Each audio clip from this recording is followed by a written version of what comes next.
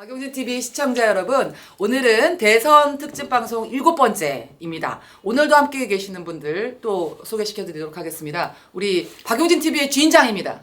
네, 박용진 전 국회의원이 나와 계시고요. 안녕하세요. 네, 우리 박성태 사람과 사회 연구소 연구실장님 나와 계십니다. 안녕하십니까. 네, 반갑습니다. 네, 오늘은 여론조사로 본 지난 한 주라는 제목으로 이야기를 나눠볼 텐데요. 우리가 지난주에도 여론조사를 가지고 이야기를 이제 나눠봤습니다. 각자 생각하시는 것들 자유롭게 이제 이야기해 주시는 시간인데, 여러 여론조사들이 이제 나온 것과 관련해서 제가 몇 가지 인상 깊었다고 생각했던 것에 대해서 좀 말씀을 좀 드려볼게요. 저희가 지난주에 한덕수 총리에 대해서 춤할 거냐 말 거냐 이제 이런 얘기도 나눴었는데, 하여튼 여론은 대체적으로 70% 가까이 부정적이다, 출마 자체에. 근데 옳지도 않다, 이상하다. 그래요? 이 바보들 뭐 이런 얘기를 우리가 했지만 한독수를 넣으면 보수들 중에서는 1위예요. 어쨌거나. 그래서 쭉 얘기를 나눠보면 4월 21일부터 23일 KBS 실시한 KBS 여론조사에 따르면 한덕수 11%, 한동훈 9%, 홍준표 8%, 김문수 7%, 안철수 1%. 로 보수 후보 중에는 어쨌거나 한덕수를 넣으면 이제 1위로 나오는 걸 보이고요. 그리고 대선 40일 전 현재 갤럽 여론조사에 따르면 인물별 대통령감으로 한번 봤어요. 그랬더니 적극 지지한다는 응답은 순위를 보면 이재명 29, 여기서도 한덕수가 1위예요. 한덕수 11, 김문수 한동훈 8, 홍준표 7, 이준석 3. 그래서 요거의 해설을 보면 이재명의 장래 정치 지도자 선호도는 38로 적극 지지를 넘어가죠. 예, 이미 지지하고 있는 의향자를 그냥 아울러서 넘어간 상태고요. 김문수, 한동훈, 홍준표, 이준석의 적극 지지 비율은 장래 정치 지도자 선호랑 비슷해요. 이게 막 더 높거나 이제 하지 않다는 걸 보이고요. NBS 4월 4주 조사 결과 보면 더불어민주당 후보 적합도 결과 이게 뭐냐면 대답하지 않은 사람, 아직 결정하지 않았어. 이게 태도 유보는 더불어민주당에서는 39%인데 국민의힘은 여전히 태도 유보가 49%예요. 아직도 찍을 듯 사람이 없는 거야. 내가 보수지만 그런 걸 보지 않을까요? 볼 수 있지 않을까 싶은데. 그래서 여러 여론조사 결과들이 좀 있었습니다만 좀 그 인상 깊게 봤었던 여론조사 결과는 좀 무엇인지에 대해서 좀 이야기를 먼저 나눠보겠습니다. 네, 실장님 먼저. 네. 먼저 보면 일단 다자 대결을 쭉 보거든요. 다자 대결 또는 삼자 대결을 보는데 KBS 얼마 전에 한 조사가 나름 좀 꽤 커요. 네. 보통 1000명 여론조사를 했는데 KBS는 돈이 많아가지고 3000명을 했어요. 3000명을 하면 오차범위 여러분들 보시면 플러스 마이너스 3.1% 이렇게 나오잖아요. 그쵸. 이게 95% 신뢰 구간.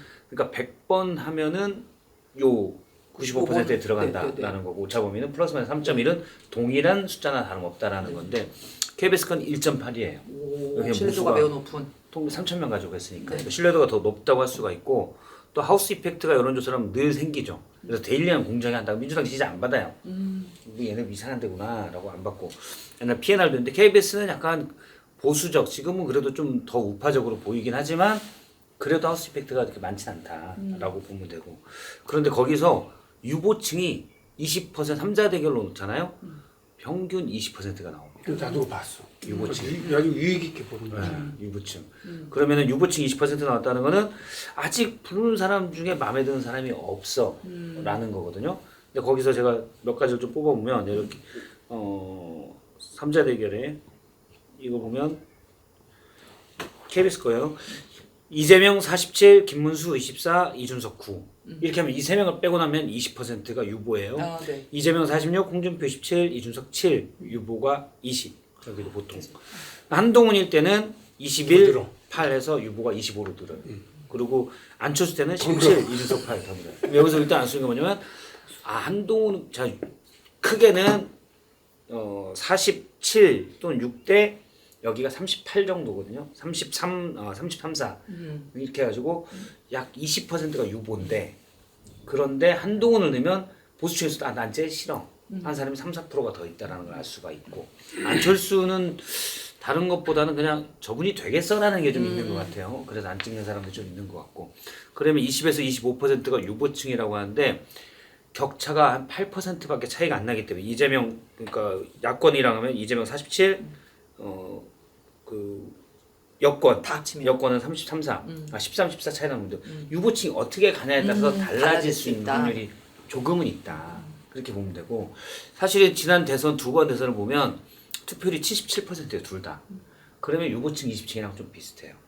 그러니까 일부는 아예 투표를 안 하고 또 일부는 적극 투표층인데 사실 좀 귀찮기도 하고 뭐 때문에 또 일이 있어서 못하는 분도 생길 수가 있고 요게 이제 왔다 갔다 하면서 대충 요 조사랑 비슷하거든요. 그래서 현재는 요 조사 수준이다. 그러면은 차이가 조금 나고 네네. 47대 여기서 유보층을 만약 국민의힘이 싹 가져간다. 그러면 확 올라갈 수도 있고. 그런데 그럴 가능성이 네, 거의 그쵸, 없잖아요. 그쵸. 거의 없고. 그래서 이재명 대표 쪽이 뭐 확실히 우세한 모양새지만 혹시나 실수하면 이게 좀 더 떨어지고 저쪽 올라가 버리면 이게 어떻게 가는 유보층이 어떻게 가느냐에 따라 달라질 수가 있으니까 경계를 완전히 늦출 수는 없다. 제가 어제 이어서 오늘도 여기 덧붙이면 역으로가 아니라 때 덧붙이는데 덧붙이면 이 유보층이 많은 게요. 네. 그러니까 대선 언제까지 그러느냐면 보통 그러니까 본선 들어가서 한 2주 전까지는 10% 정도가 남아요. 그리고 그 뒤에 들어가서도 막 줄다가 3일 전에부터 확 줄기 시작. 그때부터는 이제 블랙아웃 뭐 돼버렸기 때문에 모르지만 알 수 없죠. 사람들이 거의 그 즈음에는 내가 누구 찍어야지 갈지 말지 찍어야지 이거를 이제 판단을 이미 이제 끝났죠. 근데 지금은 35일 정도가 이제 남은 거예요. 그러니까 그 아직 유보층이 많죠. 상당히 많은 거예요. 그래서 압도적으로 수치상으로는 압도적으로 이재명이 높다고 하지만 그 위험 요소가 바로 여기 있어요. 그리고 우리가 이제 그 다음 5월 5일 월요일 날 네. 이제 방송분이 뭐냐면 그 대선에 대한 그 역사를 보는 그런 코너잖아요. 네. 블랙스완의 역사예요. 블랙스완 뭐 다들 아시는 겁니다만 이게 갑작스럽게 나타나는 돌발 변수를 얘기하는 건데 이 블랙스완이 확 나타났는데 이 유동층이 많으면 유보층이 많으면 거기에 막 휘확 막 왔다 갔다 한단 말이지. 그래서 요거 유의 깊게 봐야 된다. 20% 넘게 이 유보층이 투표에 대해서 판단을 미루는 사람들이 있다고 하는 건 매우 이제 있는 거고 또 아예 투표할래 말래에서 보통 대선 정도면 투표를 하겠다는 의사가 80%까지 와요. 80을 넘어. 그런데 저기 막상 해보면 70% 중반대예요. 근데 이 사람도 의사는 있는데 그날 날이 찌뿌둥하고 뭐 찍으려면 넣고 그냥 저놈은 더 마음에 안 들고 뭐 이미 판이 끝났네 이런 여러 가지 잡다한 이유로 투표를 안 간 거거든. 근데 무슨 일이 벌어지면 이 사람들도 들어와요. 막 적전이 벌어지기 시작했다. 갑자기 대외 변수가 크게 발생했다. 뭐 외계인이 쳐들어왔다. 뭐 이런 일이 발생하면 투표에 참여하거든요. 그렇게 되면 이제 판이 다 흔들리는 거예요. 요거 그래서 유보층 되게 중요하다는 말씀드리고 또 하나 어제도 말씀드렸습니다만 한동훈이 되게 그 바보 같고 멍청하게 토론을 이끌어 나가는 것도 있지만 그 이미지샷 봤어요? 그 이렇게 밝고 좀 온화하고 따뜻한 스웨터를 카페에서 입고 카페에서. 저랑 차 한잔 하실래요? 네네네. 약간 그 밑에 왜 하는 댓글 많이 달려있더라고요. 왜 이런 걸 올리고 막 기타 그러는데 치고 막 기타 감성이 치고 호소하는. 감성 호소하는. 네, 네. 근데 이게 한동훈이 가지고 있는 바보 같고 멍청하고 지똑똑하고 잘난 척하는 이 이미지를 상쇄하기 위한 자기 약점이 어디 있는 걸 아는 거야. 한동훈의 변화. 이게 여론조사에도 보이고 있는 거지. 자꾸 보수층에서도 올라가더라니까. 보수층에서도. 이건 되게 중요한 거예요. 중도층에서도 한동훈이 1등이고요. 그리고 보수층에서도 올라가서 김문수랑 같거나 엎기 시작하더라고요. 요 부분을 유의 깊게 본다고 한다면 한동훈이 후보로 나와. 한덕수가 또 해서 한동훈한테 그냥 갖다 바쳐. 이준석이 끝까지 안 버티고 총리자한테 약속 받고 넘겨줘. 이런 일들에 블랙스완, 이 날개짓을 바닥에 들어가는 일이 벌어지면 위험하다. 이거는 이제 if는 쭉 연결하는데 한동훈이 그 첫 발자국이 될 수 있다는 생각을 해요. 그러니까 대통령 선거 등등을 보면 그 저희가 이제 이 국민의힘 진영에 계신 분들이 예를 들어 이준석을 대표로 뽑아낸다 할지 그러니까. 뭔가 전략적 선택들을 같이 모여서 그 뭐 이렇게 마미공동이 하고 막 이러거나 막 사발통을 돌린 거나 막 이러지도 않으셨을 텐데 그런 결정들을 해낸단 말이에요. 그래서 어쩌면 지금 이제 말씀하시는 국민의힘의 역동성이랄까? 뭔가 ifn이라고 말씀하셨지만 이런 것들이 그럼에도 불구하고가 아니라 이제 붙어질 수도 사실 있는 거 아닐까? 이런 게 과거의 어떤 이력들을 보면 혹시 그런 이제 더불어민주당에는 사실 그런 게 위기가 되겠지만 역대 대통령 선거에서요 대부분이 그 정말 2~3% 차이 안에서 다 네. 이제 붙어 있었거든요. 근데 이제 우리가 착시 현상을 갖고 있는 건 뭐냐면 그 이명박이 대통령이 될 때 네. 그때 압도적으로 이겼죠. 그때 한 번 있고 또 지난 그 문재인 대통령이 당선될 때 그때 그랬단 말이지.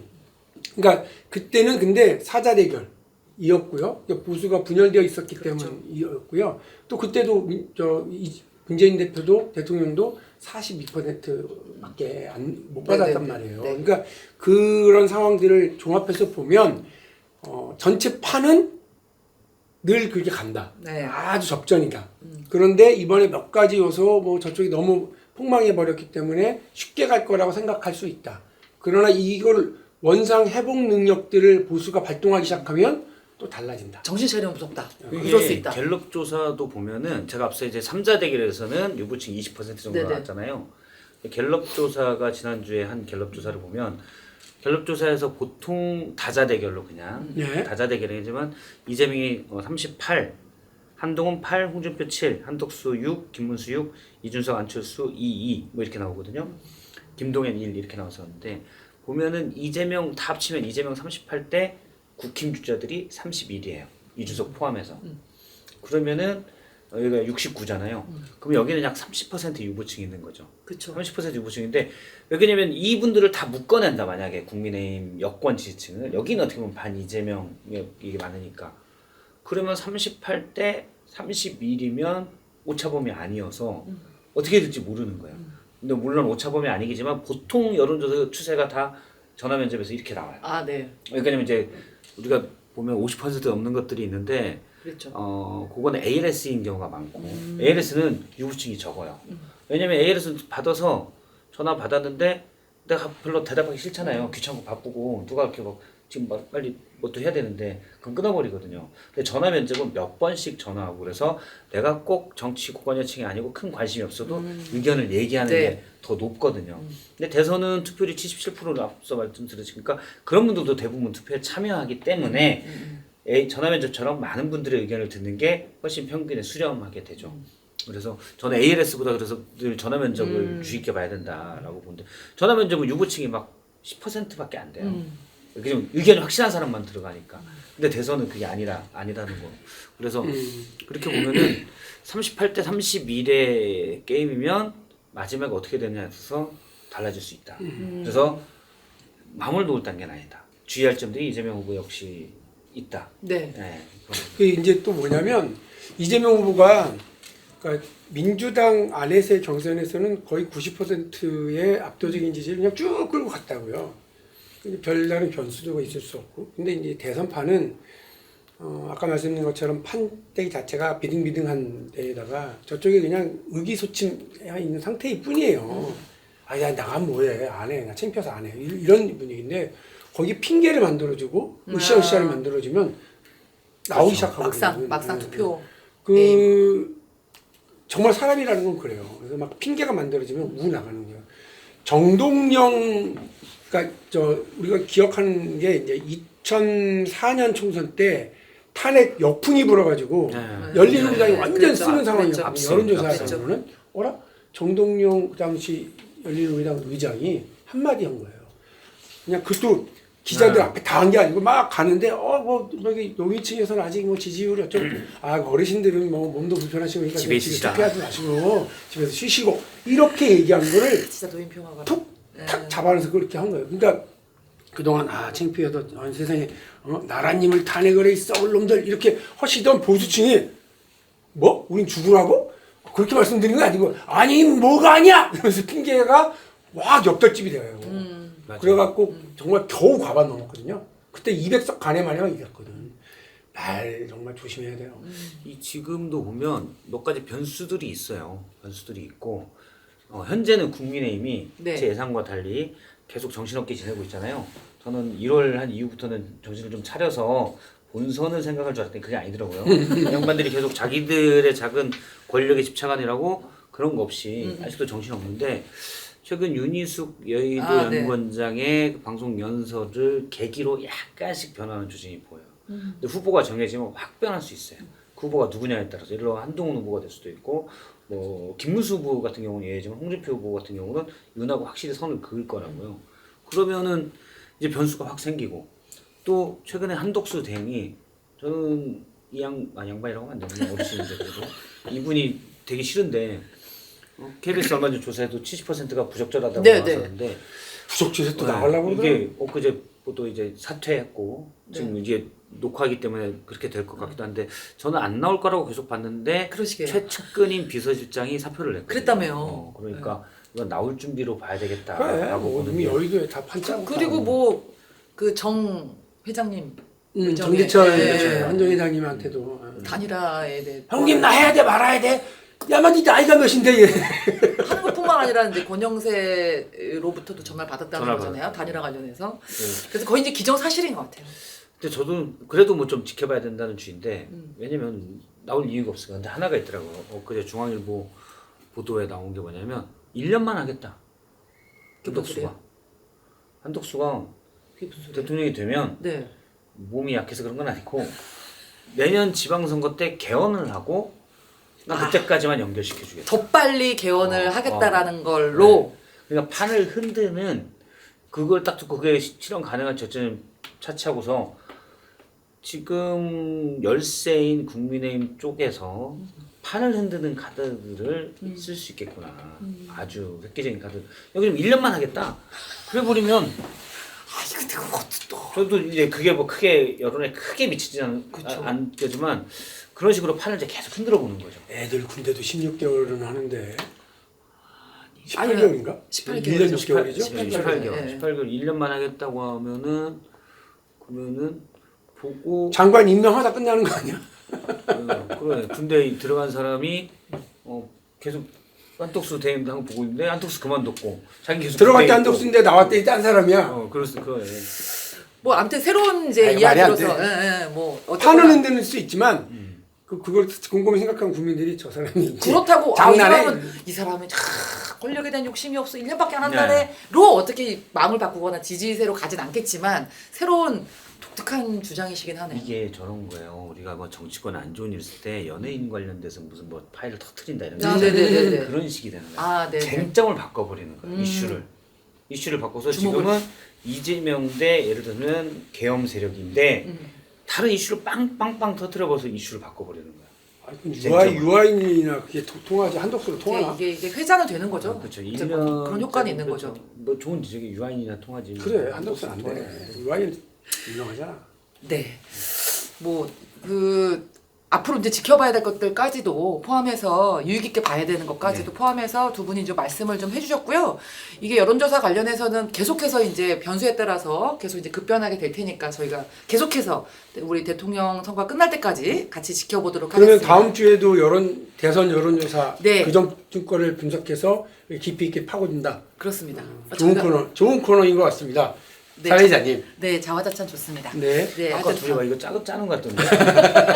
그리고 아까 둘이 짠 것도 있잖아. 서로 좀 칭찬하고 둘이 짠 것도 있으니까 클로징을 잘해봐. 네, 짠 대로 한번 해보도록 하겠습니다. 네, 이렇게 해서 대선 특집 방송 7번째 여론조사로 돌아본 지난 한 주 이렇게 마치고요. 저희는 다음 이 시간에 찾아뵐 텐데요. 더 좋은 방송을 위해서 늘 최선을 다하도록 하겠습니다.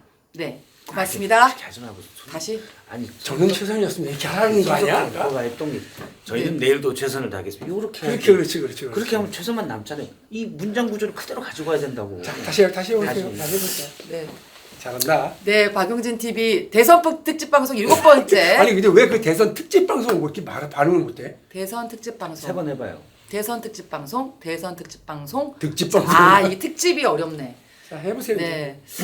박용진 TV 편집을 어떻게 할지. 대선 특집 방송 7번째 여론조사로 알아본 지난 한 주 이렇게 마치겠고요. 저희는 다음 시간에 찾아뵙도록 하겠습니다. 더 좋은 박용진 TV를 위해 저희는 내일도 최선을 다하겠습니다. 시청해주셔서 감사합니다. 고맙습니다. 요거 다 넣어주세요. 그래 편집할 게 없어.